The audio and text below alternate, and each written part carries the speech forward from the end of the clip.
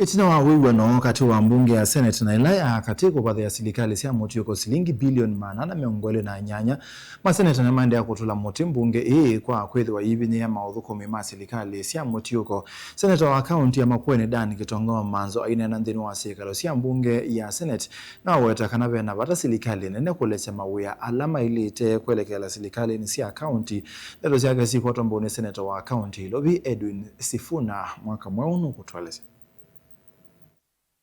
Batielie masaa mavuthu Minister wa Kina John Badi kusoma budget ya uthukumi wa Silikali wa mwaka wa 2023 mbunge ya Senate niende na kutetea kinando kila Silikali ivathite budget ino kuelekela Silikali Sya Mitiuuko. Speaker, we in this Senate pass a very useless bill called the disbursement schedule every single year. Not a single year has the National Treasury, led by that John Badi, Honorable Speaker, ever honored the disbursement schedule that we pass in this house. We just pass these laws to tick boxes. When has the Treasury, the National Treasury, ever complied with that disbursement schedule?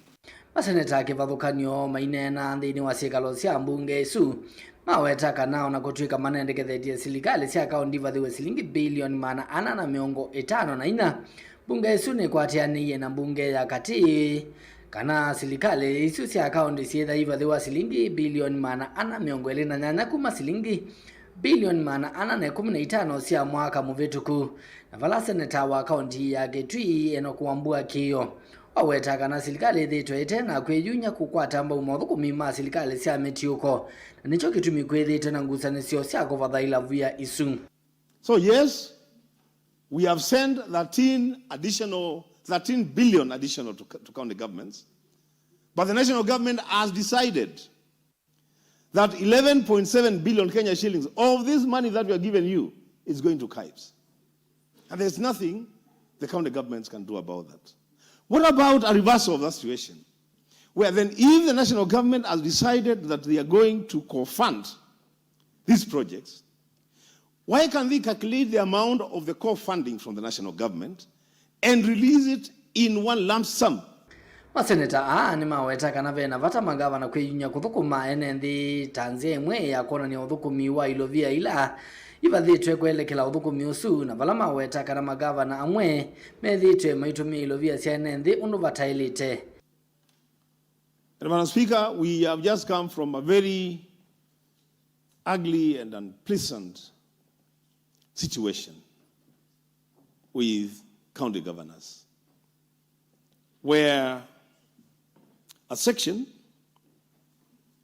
just decided that they would not want to be held accountable for the resources that are allocated to them. But as Speaker, it should be noted by the county governors that accountability for national resources, for resources allocated to county governments, including resources from own source revenue. Accountability for those resources, Madam Speaker, is not a favor to the Senate, is not a favor to the people in the counties.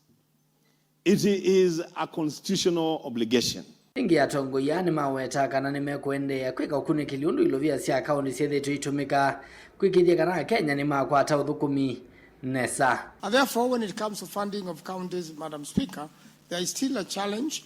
I want to associate myself with the speeches of Sifuna and say that we want whole devolved functions devolved fully. But when national government is still holding certain functions and are not devolved fully, then we are unable to devolve the functions and the money to follow.